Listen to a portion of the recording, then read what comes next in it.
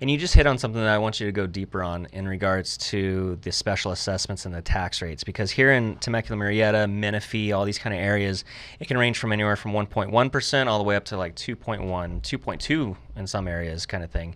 So you were the one that kind of brought that to my attention, that if it has lower taxes, that's more buying power that the home buyer has. So what's kind of the thing that you see in these areas about those taxes?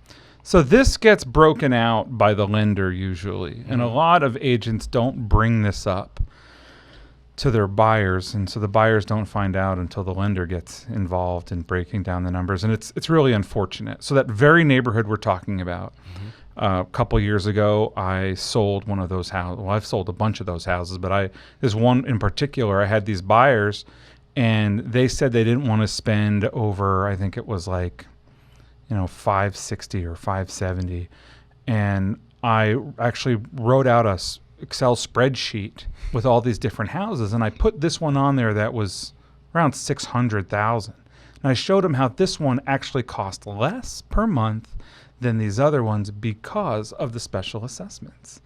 And they ended up buying that one, which they would not have considered had they stuck to this budget that they had. And it's because their budget was based on a purchase price number that their lender had given them, not on a monthly amount budget. Right. So, really, it really pays to break that out. So you're saying like 1.1 to 2.1, and what that is talking about is the overall taxes, including the special assessments. Correct. Normally, the taxes on a house are about 1% of the assessed value. When a house is sold, usually the price that it paid for it is the assessed value, and then it starts to deviate from market value from that point on.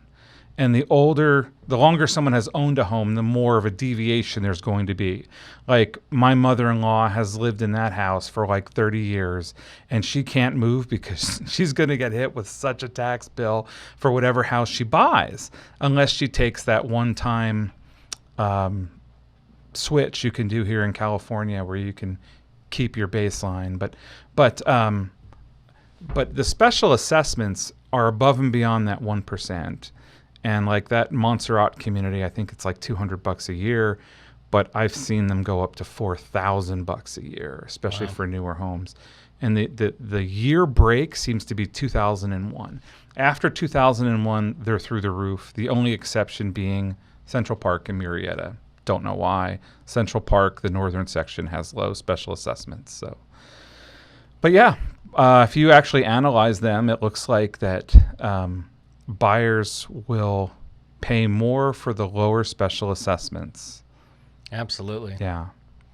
And, that monthly payment makes a big difference. And I tell people, with the HOA and the taxes, that can swing your payment by a couple $100. So that's a big difference, Oh, more than that even, yeah. I think. Yeah. Yeah, at least a couple $100. Yeah.